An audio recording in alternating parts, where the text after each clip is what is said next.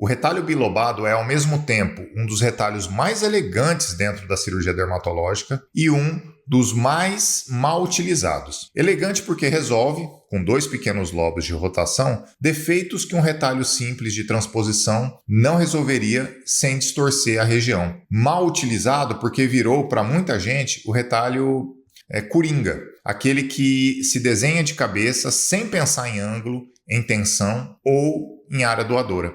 E é exatamente aí que mora o problema.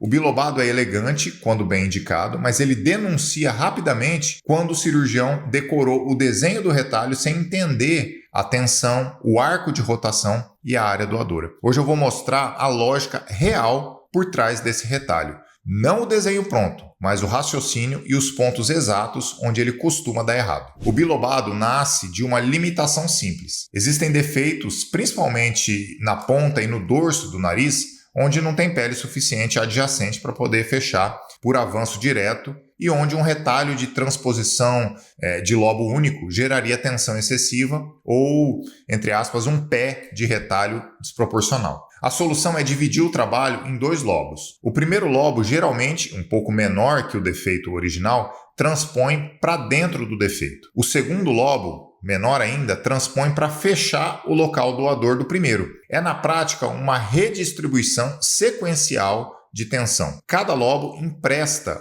um pouco de mobilidade de uma área mais distante, em vez de exigir tudo de uma única dobra de pele. Isso é o que torna o bilobado especialmente útil em regiões de pouca mobilidade local, a ponta nasal e o terço distal do dorso nasal, onde a pele é espessa, sebácea e pouco complacente. Um retalho de avanço simples nessa região tracionaria estruturas vizinhas, normalmente a asa do nariz. O bilobado dilui essa tensão em 2 transposições menores, movendo a sobra de pele de uma área mais frouxa, geralmente a glabela ou o dorso proximal, para o defeito.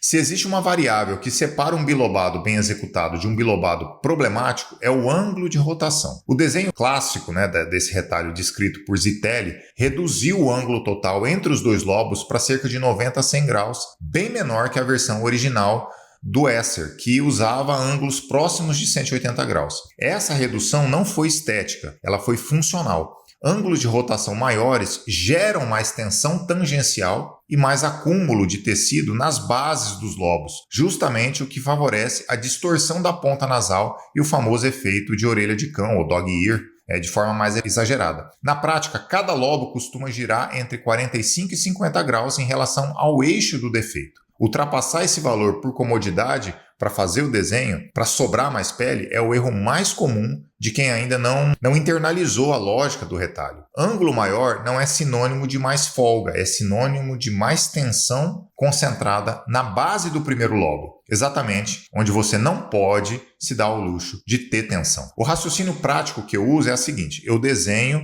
o pivô do retalho primeiro, marco o raio até a borda mais distante do defeito e só depois posiciono os 2 lobos dentro desse arco, nunca ao contrário. Tensão no bilobado tem uma particularidade. Ela não aparece só na linha de sutura do primeiro lobo, ela se propaga. Se o segundo lobo não tiver mobilidade suficiente para fechar sem tração, essa tensão residual puxa o primeiro lobo de volta na direção oposta à que você planejou. E é aí que o resultado começa a fugir daquele desenho original. O erro clássico é subestimar o tamanho do segundo lobo. A tendência natural é a gente desenhar ele pequeno, só para fechar o buraco que sobrou. Só que se o segundo lobo for pequeno demais em relação à frouxidão da pele naquela área doadora, ele fecha sob tensão. E essa tensão se transmite para trás, para o primeiro lobo e daí para a borda do defeito original, podendo gerar necrose. Antes de incisar, eu sempre testo a mobilidade da área onde o segundo lobo vai ficar, pinçando a pele e avaliando o quanto ela desliza sem resistência. Se a resposta for que é um deslizamento baixo, o desenho inteiro precisa ser maior ou reposicionado para uma área mais frouxa, geralmente mais proximal na região do dorso nasal ou até na região glabelar. O bilobado é um dos retalhos com maior tendência à ocorrência da trapdoor e isso não é coincidência. Ele reúne exatamente os 2 fatores que a gente discutiu no vídeo anterior. Incisão curva quase completa ao redor de cada lobo e um pedículo relativamente estreito lá na base. Na ponta nasal, esse risco é ainda maior porque a pele é espessa e o subcutâneo é rico em glândulas sebáceas, o que por si só já predispõe ao abaulamento independente da técnica. Soma isso à contração cicatricial circunferencial típica de um retalho de transposição e você tem aí um cenário quase que garantido de elevação central se alguns cuidados não forem tomados. O que reduz esse risco, então? Afinar generosamente o subcutâneo de cada lobo antes da transposição, cuidado para não romper o plexo subdérmico, especialmente na porção que vai ocupar o centro do defeito original. Descolar amplamente além das bordas do desenho, não só sobre os lobos, para permitir redistribuição de tensão. E quando a espessura da pele assim permitir, considere um ponto de ancoragem mais profundo no leito do defeito, fixando a derme do retalho ao plano profundo. Isso reduz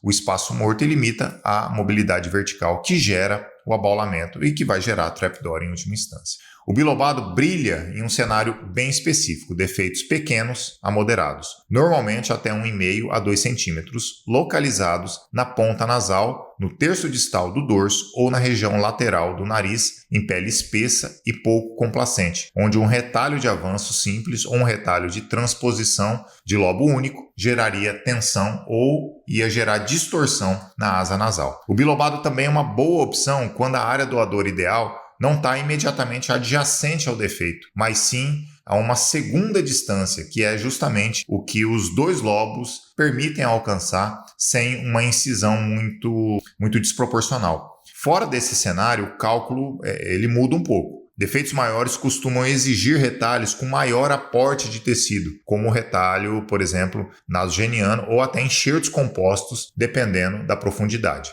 Defeitos muito próximos da margem alar quase sempre pedem outra estratégia, porque o vetor de tensão do bilobado tende a tracionar exatamente essa margem. O bilobado virou popular justamente por parecer versátil. 2 lobos, ângulo generoso, cabe em quase tudo.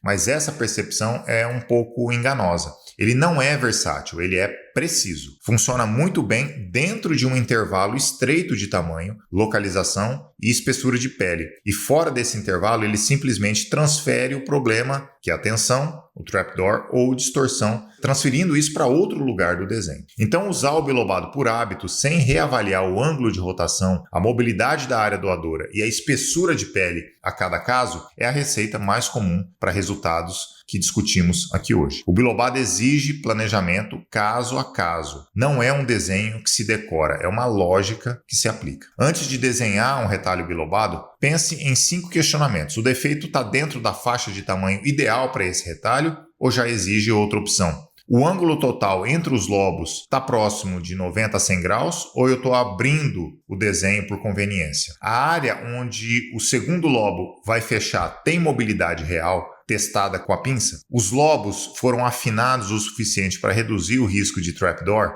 Existe alguma estrutura livre, principalmente a asa nasal, na direção do vetor de tensão residual? Se essas 5 perguntas, esses 5 questionamentos forem satisfatórios, o bilobado costuma entregar exatamente o que promete. Um fechamento discreto em uma região onde poucas outras opções funcionariam tão bem. Se esse vídeo te ajudou a olhar o retalho bilobado de um jeito diferente, deixa seu like e se inscreve para acompanhar os próximos temas de reconstrução facial aqui no canal. A gente se vê num próximo vídeo. Grande abraço, até mais. Tchau, tchau.